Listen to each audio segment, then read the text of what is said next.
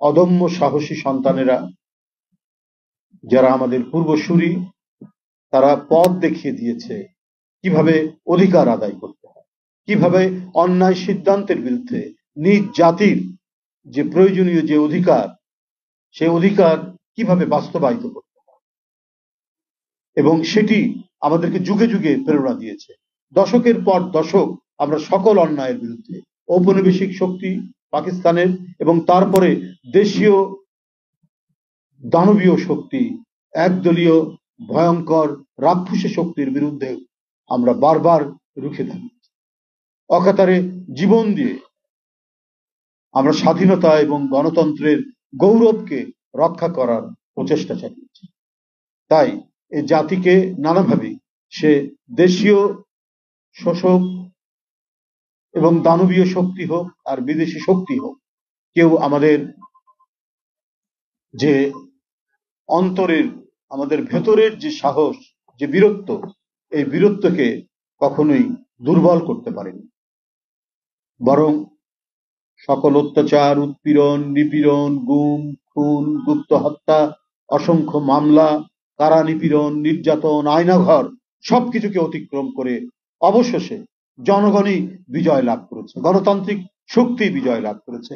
এদেশের স্বাধীনতা এবং সার্বভৌমত্ব এবং গণতন্ত্র মনা মানুষই বিজয় লাভ করেছে। পরাজিত হয়েছে সেই সমস্ত ঘাতকরা, সেই সমস্ত জল্লাদরা, যারা নিজ দেশের সন্তানকে হত্যা করতে দ্বিধা করেনি, শুধুমাত্র নিজেদের ক্ষমতা, নিজেদের লুটপাট, নিজেদের টাকা পাচার, এগুলোকে বজায় রাখার জন্য, এগুলোকে রক্ষা করার জন্য।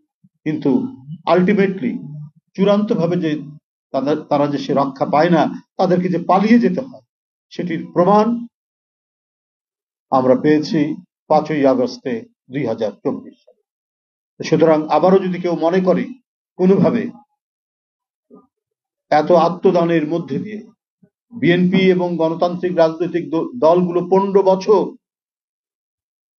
শেখ হাসিনার বিভীষিকাময় অত্যাচার সহ্য করে, তার আয়নাঘরের নিপীড়ন সহ্য করে, তার সকল ধরনের উৎপীড়ন সহ্য করে লড়াই করেছে, সে লড়াইয়ে আমাদের কাছ থেকে আমাদের সহকর্মীরা হারিয়ে গেছে, নিরুদ্দেশ হয়েছে, গুম হয়েছে। ইলিয়াস আলী নেই, চৌধুরী আলম নেই, সাইফুল ইসলাম হিরু নেই, জাকির নেই, সুমন নেই, হুমায়ুন পারভেজ নেই। তাদেরকে অদৃশ্য করার মধ্যে দিয়ে আমাদেরকে দুর্বল করতে পারেনি, বরং আমাদের সহকর্মীদের যে হারিয়ে যাওয়া, সেটি আমাদেরকে আরো ক্ষুব্ধ করেছে। আমাদের সারা দেশের জাতীয়তাবাদী শক্তির নেতাকর্মীদেরকে প্রতিশোধে ক্ষুব্ধ করে তারা এই পৈশাচিক যে আচরণ, একটি গণবিরোধী সরকার, সেই সরকারকে পরাজিত করতে সক্ষম হয়েছে।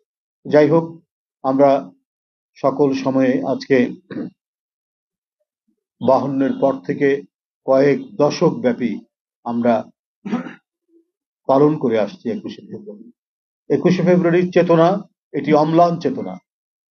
এই চেতনা আমাদেরকে সবসময় অত্যাচারী, উৎপীড়ন, বিদেশি শাসক, দেশীয় দানব, এদের বিরুদ্ধে লড়াই করতে উদ্বুদ্ধ করেছে।